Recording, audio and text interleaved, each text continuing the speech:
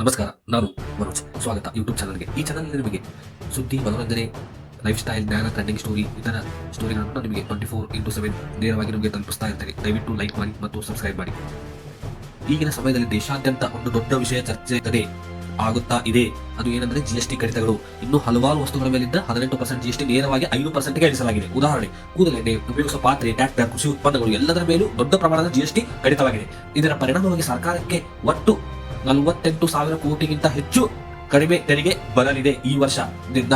ಆದರೆ ಭಾರತದ ಕನ್ಸಂಪ್ಷನ್ ಬಳಕೆ ಹೆಚ್ಚಿಗೆ ಆಗುತ್ತದೆ ಅಂತ ಒಂದು ಅಂದಾಜು ಮಾಡಲಾಗಿದೆ. ಇನ್ನು ಮುಂದೆ 28% GST ಸ್ಲ್ಯಾಬ್ ಸಂಪೂರ್ಣವಾಗಿ ತೆಗೆದುಹಾಕಿ ಈಗ 4 ಸ್ಲ್ಯಾಬ್, ಈ ಪ್ರೆಸೆಂಟ್ ಏನ್ ಸ್ಲ್ಯಾಬ್ ಇದಾವೆ 0%, 5%, 18%. ಲಕ್ಸುರಿ ಐಟಮ್ಸ್ ಮೇಲೆ ಯೂಶಲಿ 40% GST.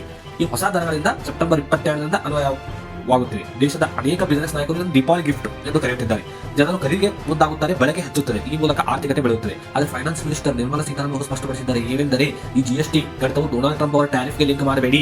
ಇದು ಅಂತಾರಾಷ್ಟ್ರೀಯ ಮಾಧ್ಯಮಗಳು ಇದನ್ನು ಇಂಡಿಯಾ US ಟ್ಯಾರಿಫ್ ಯುದ್ಧಕ್ಕೆ ಪ್ರತಿಕ್ರಿಯೆ ಎಂದು ಹೇಳುತ್ತಿವೆ, ಆದರೆ ಅಲ್ಲ ಅಂತ ನಿರ್ಮಲಾ ಸೀತಾರಾಮನ್ ನೇರವಾಗಿ ಹೇಳಿದ್ದಾರೆ. ಉದಾಹರಣೆ, ಏರ್ ಕಂಡೀಷನ್ ಮೇಲೆ ಮೊದಲಿದ್ದ 28 GST% ಈಗ 18% ಮಾಡಲಾಗಿದೆ. ಇದರಿಂದ ಜನರು ಖರೀದಿಗೆ ಪ್ರೇರೇಪಿತರಾಗುತ್ತಾರೆ. ಇದಕ್ಕೆ ಹಿಂದಿನ ರಾಜಕೀಯ ಕಾರಣಗಳು ಇದಾವೆ ಎಂದು ಕೆಲವರು ತಜ್ಞರು ಹೇಳುತ್ತಾರೆ. ನವೆಂಬರ್ 2025ರಲ್ಲಿ ಬಿಹಾರ್ ಚುನಾವಣೆಗಳು ಇವೆ. ಆ ಹಿನ್ನೆಲೆಯಲ್ಲಿ ಕೂಡ ನಿರ್ಧಾರ ಕೈಗೊಂಡಿರಬಹುದು ಅಂತ ಒಂದು ಅಂದಾಜು ಮಾಡಲಾಗಿದೆ. ಇನ್ನೊಂದು ಪ್ರಮುಖ ಅಂಶ ಟ್ರಂಪ್ ಟ್ಯಾರಿಫ್ಗಳು. ಇವರು ಭಾರತದಿಂದ US ಗೆ ಹೋಗುವ ವಸ್ತುಗಳ ಮೇಲೆ 50% ಟ್ಯಾರಿಫ್ ಹಾಕ್ತಾ ಇದ್ದಾರೆ. ಇದರ ಪರಿಣಾಮವಾಗಿ ಭಾರತ ಎಕ್ಸ್ಪೋರ್ಟ್ ಮೇಲೆ $35 ಬಿಲಿಯನ್ ಕುಸಿಯಬಹುದು. GDP ಮೇಲೂ ಏನಿಲ್ಲ ಅಂದ್ರೂ 0.4 ಇಂದ 0.8% ನೆಗೆಟಿವ್ ಪರಿಣಾಮ ಬೀರುತ್ತದೆ ಎಂದು ಅಂದಾಜು ಮಾಡಲಾಗಿದೆ. ಇದಕ್ಕೆ ಪ್ರತಿಯಾಗಿ ಭಾರತ 2 ದಿಟ್ಟ ಹೆಜ್ಜೆ ಇಟ್ಟಿದೆ. ಒಂದು, ಇನ್ಕಮ್ ಟ್ಯಾಕ್ಸ್ ಸ್ಲ್ಯಾಬ್ ಕಡಿಮೆ ಮಾಡಲಾಗಿದೆ. ಹಿಂದೆ ಇರೋಕ್ಕಿಂತ ಈಗ ಕಡಿಮೆ ಮಾಡಲಾಗಿದೆ. ಈಗ GST ಕಡಿತ. ಒಟ್ಟಾರೆ ಇದರ ಪರಿಣಾಮ 0.9% ವರೆಗೆ GDP ಬೂಸ್ಟ್ ಆಗಬಹುದು ಅಂತ ನಿರೀಕ್ಷೆ ಇದೆ.